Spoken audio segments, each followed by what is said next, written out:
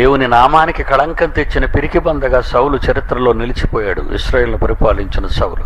అప్పుడు లేపాడు ఒక గొర్రెలు కాచుకునేవాడిని, తల నరికించాడు, సమర రంగానికి నడిపించాడు, గొలియతు తల తెచ్చాడు. సౌలు రాజు కూతురు కోసం కాదు, ఇశ్రాయేలు సామ్రాజ్య సగం రాజ్యం అధికారం కోసం కాదు, తన కన్న తండ్రి జోలికి వచ్చిన ఎటువంటి వాడినైనా తెగేసేస్తానంటున్నాడు. అది ఆ అంశంలో ఆ డిఎన్ఏలో పుట్టినవాడే పిడి సుందర్రావు.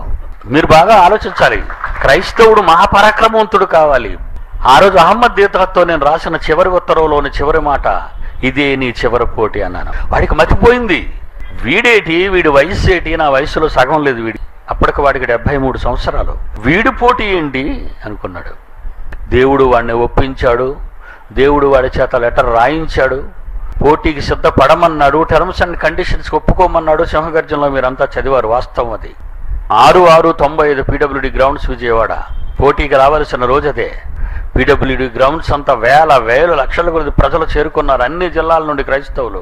పోలీసులకు హడలు పుట్టింది. క్రైస్తవ మీటింగ్లు అంటే ప్రశాంతంగా జరుగుతాయి అనుకున్నాం, కానీ ఈ అలజడేంటి అనుకున్నారు వాళ్ళు. జనం అంటే జనం కాదు. ఆ రోజు ఏం జరిగింది? నీరత రాలేదు. ఎందుకు రాలేదు? నా ముందెవడో నిలవలేడు గనుక. ఇదే నీ చివరి పోటీ అన్నాను. క్రిస్టియానిటీ మీద తిరుగుబావుట ఎగరవేశాడు ప్రపంచంలో.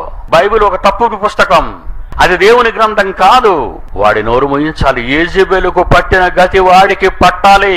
ఇక నా గురించి, నా కొడుకు గురించి చెప్పమంటారా?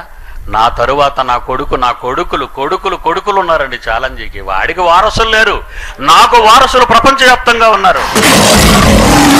క్రీస్తు విరోధులపై సింహగర్జన, క్రైస్తవుడే చెయ్యాలి ప్రళయ గర్జన.